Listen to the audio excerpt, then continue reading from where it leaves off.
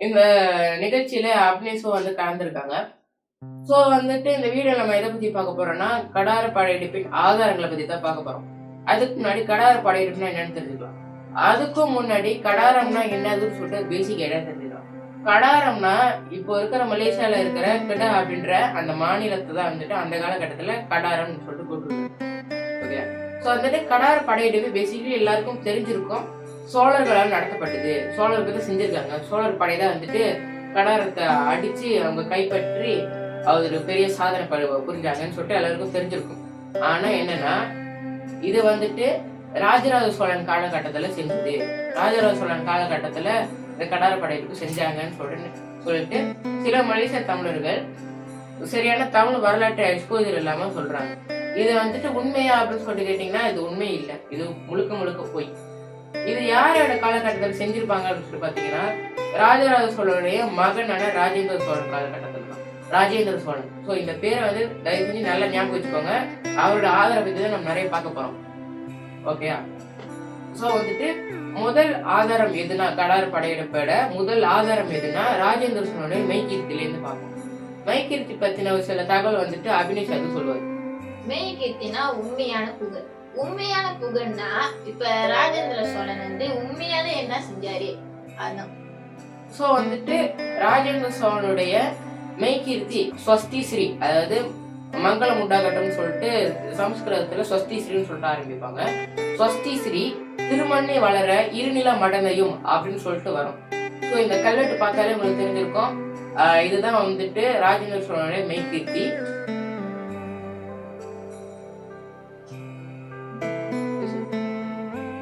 கடார படையெடுப்பின் ஆதாரம் வந்து எங்க இருக்கு?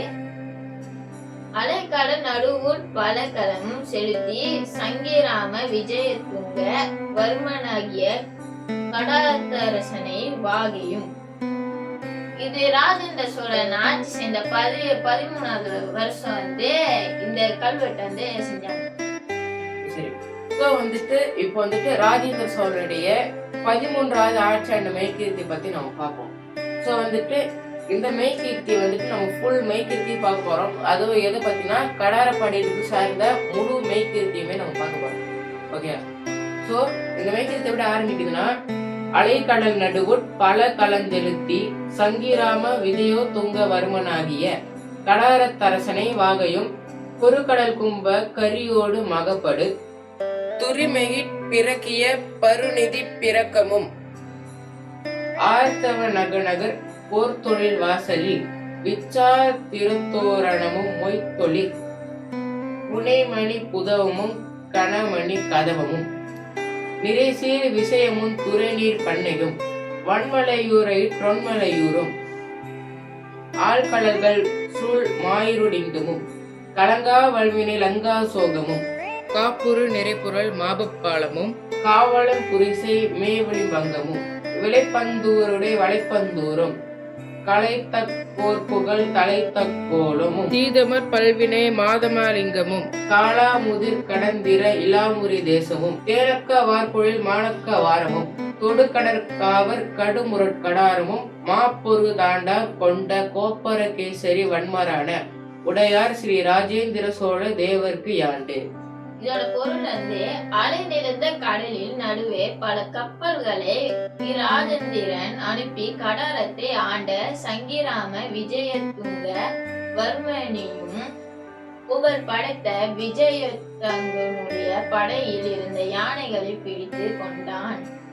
நியாயமான வழியில் கடார அரசன் சேமித்து வைத்திருந்த எண்ணற்ற செல்வங்களை எல்லாம் இவன் எடுத்து கொண்டான். பருந்து விரிந்திருந்த இந்த நகரத்தின் போர் வாயில் அருகிலுள்ள வித்யாதோரணம் என்ற வளைவை வெற்றி முழக்கத்துடன் கைப்பற்றினான். நகைகள் பதித்த சிறுவாயிலை உடைய ஸ்ரீ விஜயன் பெரிய நகைகள் கொண்ட வாயிலையும் அழகுபடுத்தி அலங்கரித்து கொண்டான். பண்ணையின் தீர்த்த கட்டங்களில் நீர் நிறைந்திருந்தது. பழமையான மலையூர் வலிமையான மலைக்கோட்டையாகவும் திகழ்ந்தது. மாயிருடிங்கம் ஆழ்கடலால் அழகாக சூழப்பட்டு பாதுகாக்கப்படுகிறது. எத்தகைய போரிலும் அஞ்ச நெஞ்சவனாக விளங்கிய இலங்காசோகன் லங்காசோகா மாபப்பாலம் ஆழமான தண்ணீரை பாதுகாப்பாக கொண்டிருந்தது. இலிபங்கம் பலேபாங் அழகிய சுவர்களை பாதுகாப்பாக அரணாக கொண்டிருந்தது. வலைப்பந்தூரு என்பதுதான் வலைப்பந்தூரு போலும் கலைத்தற்போலும் அறிவியல் புலமை உடையோரால் செய்யுள்களில் புகழப்பட்டிருக்கிறது. பெரிய போர்களிலும் அதுவும் கடுமையான போர்களில் தன் நிலை கூலையாத மாடமலிங்கும் போரால் தன் வலிமையான ஆற்றல் மேலும் உயர்ந்த பெருமையுடைய இலாமுரி தேசம் தென்கூடுகள் நிறைந்த மானக்கவாரம் மற்றும் ஆழ்கடலால் பாதுகாக்கப்பட்டதும் மிகவும் சக்தி வாய்ந்ததுமான கடலும். இந்த மேய்க்கத்தை அடிப்படையா வச்சு நம்ம எந்தெந்த ஊர்ல ராஜேந்திர சோழன் வென்றாருன்னு சொல்லிட்டு பாத்தீங்கன்னா, ஸ்ரீவிஜயத்தின் மீதான படையெடுப்புல பாத்தீங்கன்னா பண்ணை, மலையூர், மாயூரலிங்கம், இலங்காசோகம், மாபப்பாலம், இலிம்பங்கம், வலைப்பந்தூர், தக்கோலம், மாதமலிங்கம், இலாமுரி தேசம், மானக்கவாரம். இதுல மானக்கவாரம் ஊர் இப்ப இருக்கிற நிக்கோபார் ஐலாண்ட். ரெண்டாவது திருவலங்காடு செப்பேடு. திருவலங்காடு செப்பேடுனா கோப்பல்ல செதுக்கப்பட்ட ஒரு செய்தி. இது எப்படி இருக்கும்னா ஓலைச்சுடி மாதிரி இருக்கும். இது இங்கிலீஷ்ல எப்படி சொல்லுவாங்கன்னா காப்பர் பிளேட்ஸ்னு சொல்லுவாங்க. இதுல மொத்தம் 31 இருக்கு. அதுல 10 சமஸ்கிருதத்திலயும் மிச்சம் 21 தமிழ்ல இருக்கு. இது ராஜேந்திர சோழன் காலத்துல தயாரிப்பு அதை செஞ்சது. கடார படையெடுப்பு ஆதாரம் சமஸ்கிருத பகுதியில உள்ளது. மன்னர்கள் அனைவராலும் வணங்கப்பட்ட அந்த மதுரந்தகன் கடலே கடந்து உயர்ந்தந்தன் கப்பல்களை கொண்டு கடலத்தை வென்று எல்லா உலகையும் வெகு காலம் ஆண்டான். மதுராந்தகன் என்னன்னா ராஜேந்திர சோழனோட உண்மையான பேர். அடுத்து ஒரு மிக முக்கியமான 3வது ஆதாரம் நம்ம ராஜேந்திர சோழன் மெய்க்கிரிக்கு பார்த்துட்டோம், திருவாலங்காடு செப்பேட்டையை பார்த்துட்டோம். அதுக்கப்புறம் கிடாமணியத்தோட ஆதாரம் வேணும், அதுதான் லம்பா பூஜா. அந்த லம்பா பூஜா ஒட்டி ஒரு ஆதாரம் நமக்கு கிடைச்சிருக்கு. அது என்னன்னா இந்த ஆர்டிக்கல் தான். இந்த ஆர்டிக்கல்ல என்ன சொல்றாங்கன்னா, the bronze coins of the Chola found at Lamba Pooja கடா அப்படின்னு சொல்லிட்டு சொல்லுவாங்க. சோழர்களுடைய வெண்கல காசு லம்பா பூஜாங்கில் கிடைச்சிருக்கு அப்படின்னு சொல்லிட்டு சொல்ல வராங்க. இதுதான் மக்களே சோழர்களுடைய வெண்கல காசு. ஸோ இதை அந்த ஆர்டிக்கல் எடுத்ததுங்க. இப்போ நான் காட்டுறேன்ல, இது 11ஆம் நூற்றாண்டு 11th செஞ்சுரியில செஞ்சிருக்காங்க. 11th செஞ்சுரிக்கு உட்பட்ட ஒரு பிரான்ஸ் காயின் தான் இது.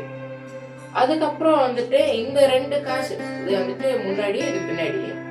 ஸோ இந்த 2 காசும் கிபி 980 இருந்து கிபி 1014 இருக்கலாம் அப்படின்னு சொல்லிருக்காங்க. ஸோ இதே ஆர்டிக்கல்ல தான் நமக்கு இன்னும் மிக முக்கியமான ஒரு விடயம் நமக்கு கிடைச்சிருக்கு. இன்னும் மிக முக்கியமான ஒரு இன்ஃபர்மேஷன் கிடைச்சது, ஒரு தகவல். அது என்னன்னா, சில தமிழர்கள் நினைச்சிட்டு இருப்பாங்க ராஜேந்திர சோழன் அடிக்கிறதுக்கு முன்னாடி, அதாவது கடாரத்தை பிடிக்கிறதுக்கு முன்னாடி பெருசா தமிழர்களுடைய மரபு இல்லப்பா, மரபுலாம் அவங்க தமிழ் கலாச்சாரம் எல்லாம் ஒன்றும் இல்லை அப்படின்னு சொல்லிட்டு நிறைய பேர் நினைக்கலாம். ஆனா அது உண்மையான்னு சொல்லி கேட்டீங்கன்னா அது உண்மை இல்லை. பல்லவர்களால தமிழர்களுடைய கலாச்சாரம் இங்க இந்த கடாரம் வரைக்கும் வந்துருக்கு. அதுக்கான ஒரு பேராகிராஃப் தான் இது. ஸோ இந்த பேராகிராஃப்ல கடாரம் சொல்லிட்டு போட்டு ஆரம்பிச்சிருப்பாங்க. இந்த பேராகிராஃப்ல என்ன அர்த்தம், என்ன சொல்ல வராங்க அப்படின்னு சொல்லிட்டு பாத்தீங்கன்னா, 6ஆம் நூற்றாண்டுடைய மத்திய பகுதியில பல்லவ பேரரசு ஒரு புதிய உருவெடுத்து பல்லவ பேரரசு ஒரு புதிய உருவெடுத்திருக்கு. ஓகே, ஸோ இது எதுக்காகனா, இது என்ன ஒரு விளைவு ஏற்படுத்துச்சுன்னா, என்ன நடந்துச்சுன்னா, இதனால பூனான்னு சொல்லிட்டு ஒரு இந்து நாடு, பூனான்னு சொல்லிட்டு ஒரு இந்து நாடை அவங்க உடைக்க ஆரம்பிச்சாங்க. ஓகே, உடைக்க ஆரம்பிச்சாங்க. பூனான் எப்போ முதல்ல தோன்றுச்சு அப்படின்னு பாத்தீங்கன்னா 1ஆம் நூற்றாண்டு, கிபி 1ஆம் நூற்றாண்டுல ஓகே. ஸோ கிபி 1ஆம் நூற்றாண்டுலேருந்து வந்து வந்து வந்து 6ஆம் நூற்றாண்டுல ஒன்றா அவங்களுடைய சரிவை வந்து பார்க்க ஆரம்பிச்சாங்க பல்லவர்களால். ஓகே. ஸோ வந்துட்டு இந்த எக்ஸ்பேட்ரியேட் பல்லவாஸ், ஸோ வந்துட்டு தஞ்சம் புகுந்த பல்லவர்கள், ஸோ அவங்க என்ன பண்ணாங்கன்னா அவங்க அவங்களுடைய கலை கலாச்சாரத்தை பரப்ப முயற்சி பண்ணாங்க. அவங்களுடைய கலை கலாச்சாரத்தை பூனான்குள்ள பரப்ப முயற்சி பண்ணாங்க. பூனானுக்குள்ளேயும் கடாரத்துல சில பகுதிகள்லயும் வந்துட்டு பரப்ப முயற்சி பண்ணாங்க. ஓகே. ஸோ வந்துட்டு இதற்கு ஒரு மிக முக்கியமான சான்று தான், இது ஒரு மிக முக்கியமான ஆதாரம் தான் ருத்ரவர்மன் அப்படின்னு சொல்லிட்டு வந்து ஒரு பேரை வந்துட்டு இந்த பேராகிராஃப்ல சொல்றாங்க.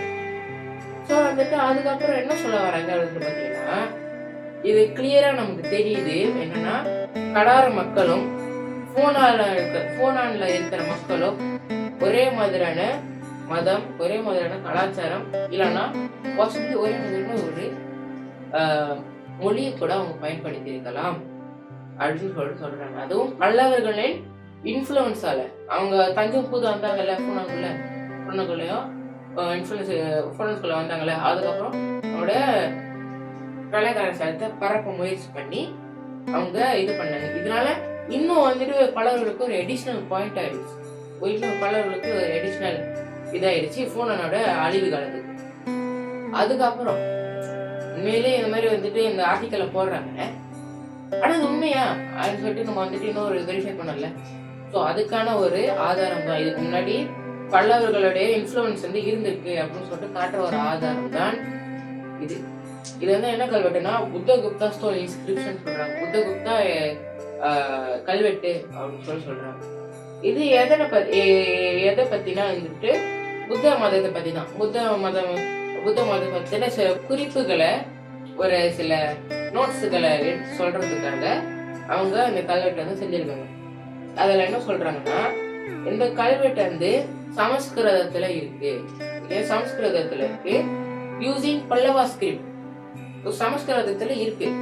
ஆனா அது உண்மையிலே இந்த சமஸ்கிருதத்துக்கு உரித்தான தேவநாகரி ஸ்கிரிப்ட்ல இருக்கான்னு பாத்தீங்கன்னா தேவநாகரி ஸ்கிரிப்ட்ல இல்ல, சமஸ்கிருதத்துல இருக்கு.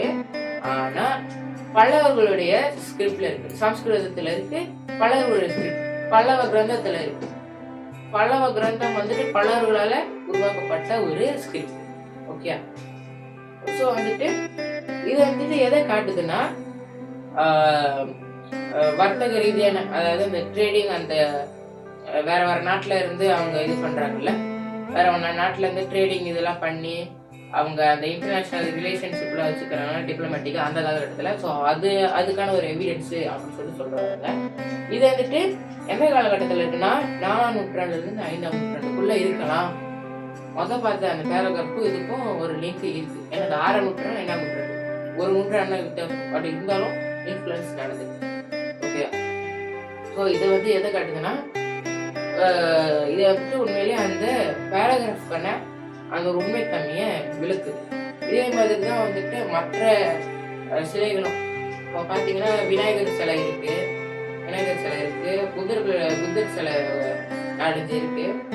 அப்புறம் சில வேலைப்பாடுகள்லாம் இருந்திருக்கு.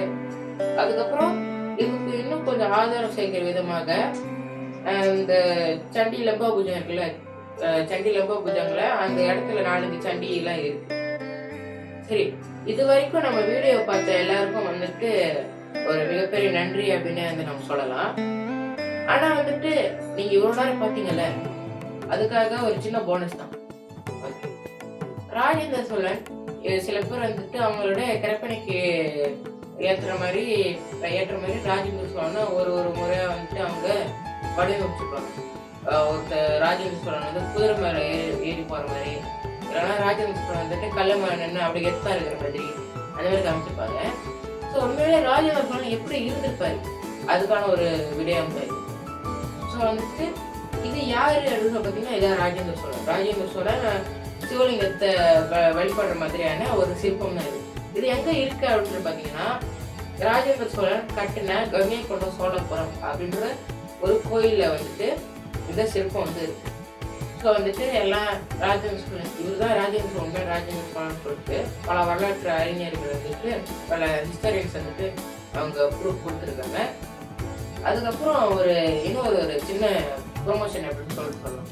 ஸோ இப்போ என்னன்னா நம்ம அபினேஷ் இருக்கார்ல, ஸோ நம்ம அபினேஷ் வந்துட்டு அவருக்குன்னு தனி ஒரு யூடியூப் சேனல் பார்த்துருக்காரு.